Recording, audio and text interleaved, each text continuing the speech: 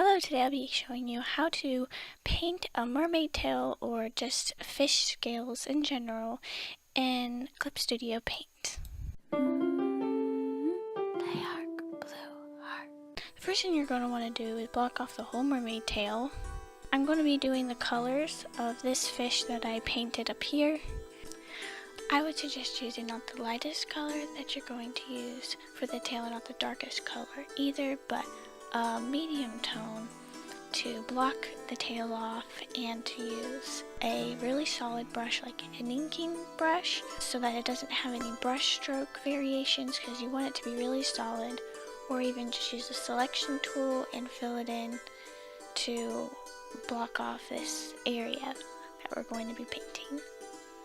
Now once you have it blocked off with your medium base color, you want to make a second layer and then clip it to the layer below so that you will always be drawing within the tail. Let's add a little bit of highlights around it. Oh, it's a little bit of shading. Let's go tiny bit lower and tiny bit to the right actually. A little bit more, so it's a little bit green. Fish scales have a lot of color variation in them, and you want to show that in the painting, otherwise it looks kind of bland. And by the way, I'm using a side brush right now. I know there's multiple side brushes you could import in here. It's sort of like a watercolor brush. That's the main brush I use in ClipStudio. Sorry if you do not have it. Let's get a little bit of blue, because there's a lot of blue in this picture, and I think it would be reflected in the fish tail. So we're gonna just sort of put it in here a little bit places and blend it out. It's gonna look kind of messy at first, but once everything gets fleshed out, it will look nice. Okay, now for doing the scales, you're going to want to make a new layer, name it scales, make it a multiply layer, and you're going to want to have the color that is eye drop, the same color that you used for the main base color of the tail. And we're going to start drawing some scales. You want to make sure you connect the second layer to the center of the first layer scales. If they don't connect, it's not like in the center, it's not going to look right. It's going to look messy and not really like scales. And you want to sort of shape them as you go, making them bigger or smaller on the edges to sort of give the shape. And you want to zoom out and in as you're going to sort of check to make sure the overall shape is looking good still. Also, if you make the scales too small, it's going to get really jumbled up once you get to the end of the tail, and it's going to be really difficult to deal with. So make sure you make the scales big enough for the mermaid so that you can draw them all.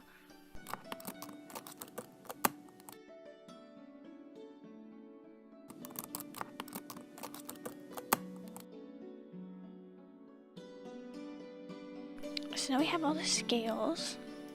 I'm going to make a new layer, and we're going to name it highlight, because it's going to be the highlight of all the scales. So you can get really creative with this part. I want to make it the same color as this fish in this example. It can be a lot more contrasting of a color than I'm going to do. Whatever you would like. It can be even a completely different highlight, I think, and it will look really cool. But I'm just basically going to take the base color, lighten it, and do that for the highlight color. You just want to color in sort of just the shape of the scales. And we're going to create another clip layer after we do this to change the colors, to vary the colors a little bit like how you see here. But right now we're doing the base basically. And we're not going to highlight them every single place, but most places are good. Okay, after drawing it all, I felt like the lines needed to be a little thicker, so I added a border of the same color to them, so I didn't have to redraw it, but they are just a little thicker now.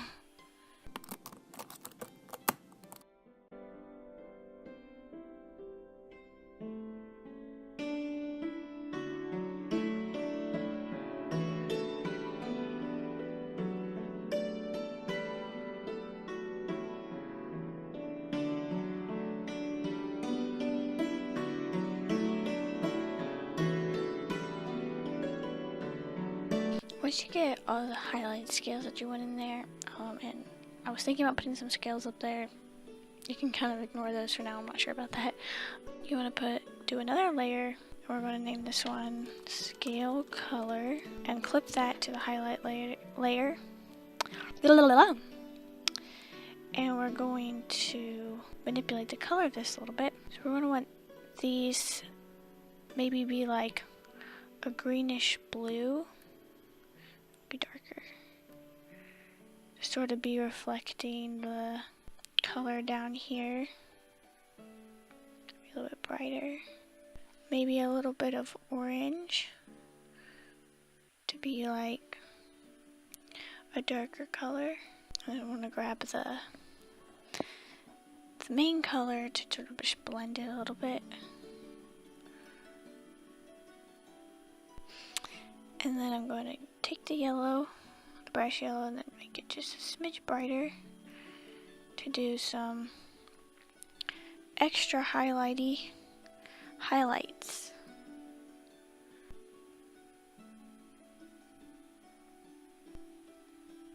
I really want it to look golden. Ooh, it's really looking golden. I think I'm just going to create another shading later, just in case I don't like what I do.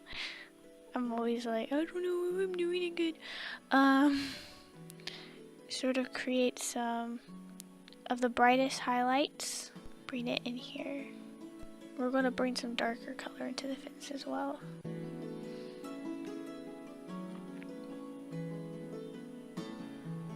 What's nice about having this as a clipped layer is you can just do really free strokes and not have to worry about staying in the lines.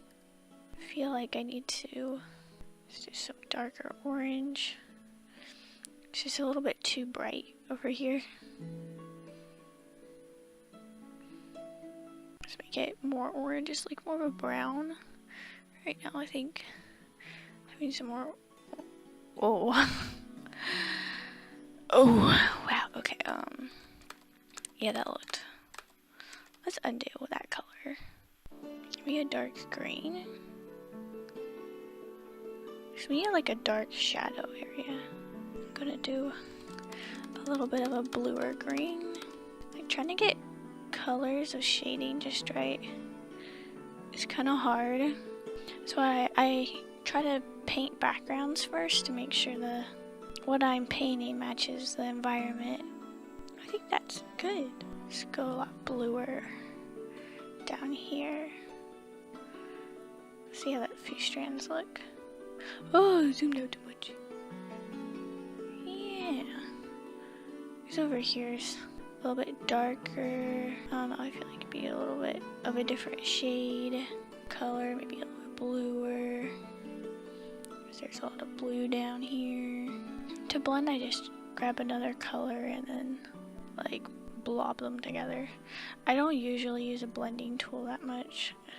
I don't like it as much as, like, I don't know, I call it manually blending with, I guess, with different colors.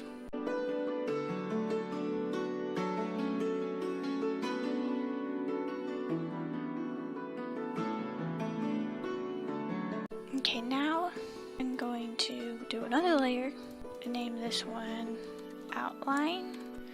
And I'm going to actually use this I'm going to outline her entirely when I draw the rest of her. But right now, if we get rid of the pencil, it looks like this. And I don't want it to look like that. I want it to have an outline. Now your art style might not use outline, so you don't you do this part, you can always add more shading and stuff instead. But I like to have outlines, so that's what I am doing.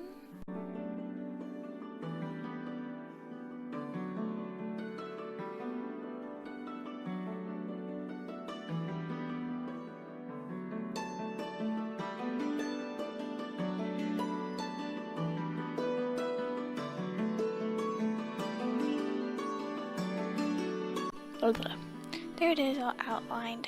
I think I'm gonna turn up the darkness of the scales layer. I really like it. So I will finish up this painting now and then give you some last few tips at the very end. After I get the mermaid's body mostly done, I decide to finish up her belly scales. So I go to the highlight layer that the scales are in so that I can start to flesh them out and give them a little bit of a better shape, make them a little bit bigger and closer to the tail. Then I get my dry eraser, so sort of like a rough eraser, and I erase the edges of the scales so it sort of blends in with her skin more and not to have such a hard line. And I do the same thing for the tail, the main layer that we drew the tail in. I blend it out with a rough blending tool. And now to make the scales look like they go all together, I go to the scale color and I start to color them like the rest of the scales in the tail, do the proper highlights where they need to be so that it all looks together. But what I think really brings it together is when I outline in the bottom half of the stomach scales like how the main scales are outlined. And I add in at the bottom edge just a little bit of color where her skin is, just to sort of bring a little bit more gradient where the tail and skin meet. And this doesn't really affect how to draw a mermaid tail, but I do a little color texture thing at the very end. And the next day after that, I decided I don't like how the mermaid looks, and I completely repaint her basically. Okay, I don't really repaint her. I touch her up a whole bunch. And here's the finished painting. I hope this tutorial was helpful to you. Please let me know in the comments if it was, and if you enjoyed it. I'm trying to get better at making tutorials again and not making them and then thinking they're terrible and then just not uploading them.